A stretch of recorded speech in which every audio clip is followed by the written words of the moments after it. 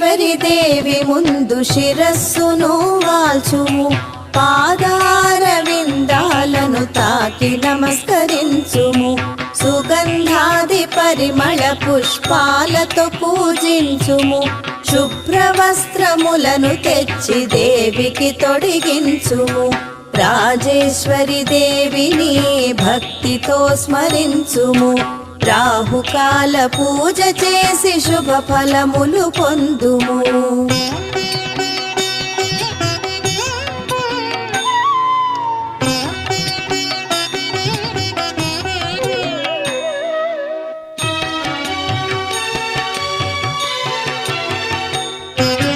దేవి అలంకారముకై ఆభరణములివ్వుము, నిమ్మదీపములను వెలిగించి హారతివ్వుము,